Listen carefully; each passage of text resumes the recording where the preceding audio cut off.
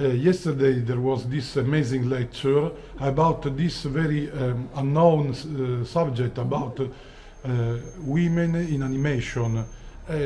Personally, for me was surprising to hear about this. Wonderful. I'm thrilled that this was new information for you. We have such a rich history of animation. Really precedes live action cinema when you think that the motion picture medium is really a series of images, which is what animation has always been, flip books and other novelties. And yet we've only known half the story and only known half the personalities who've brought us these great experiences. So it's a real delight and honor and joy to unearth these stories and bring them to the light and expand on what we thought we knew. There are some peculiarity differences between women and men, I suppose, yes? Well, early on, women were delegated to different roles. However, men were also doing the blackening or darkening in the cells.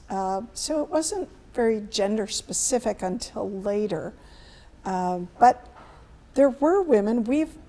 The perception has been that it's only been men who've worked on these and developed these characters and worked in this industry. And their work is wonderful. We have a tremendous volume of books and resources about their work and experiences, and that's great.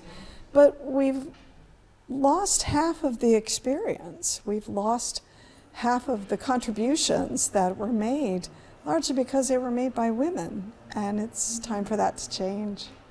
And the story of many of the women I explored in my presentation, along with Bessie Mae Kelley, prove that women have been there from the very beginning. They've always been in the room, and they're always part of our collected past. We've failed to tell their stories, and hopefully now we can change that. There is a female touch.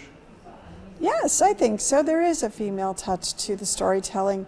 Some of the elements in the short films that I screened last night, Bessie Mae Kelley's work particularly, really are charming, warm, and engaging storytelling that we've missed out on. And I think by limiting our storytellers to only one gender, we've all missed out on these great, wonderful sides of the human experience.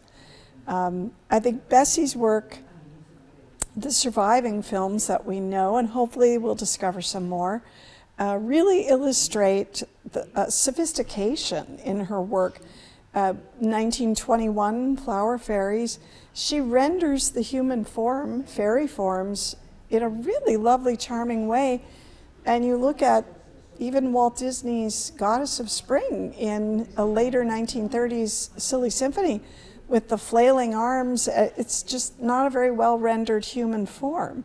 Walt Disney recognized the need to improve his artists' work, but that's a decade later, and yet she's very early on achieving a human form beyond cartoon characters in a very believable and engaging way.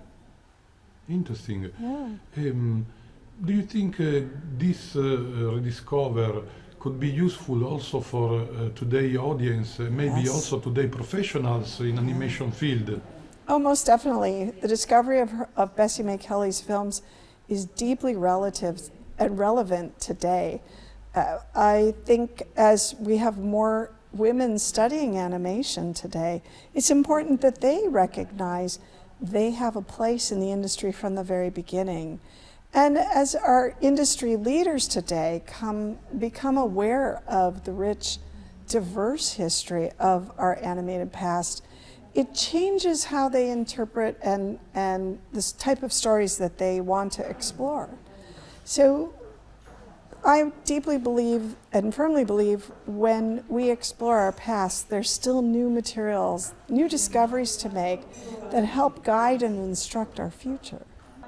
If we go to the next slide, we are going to take a look. This will be number 2, film number 2, from 1923.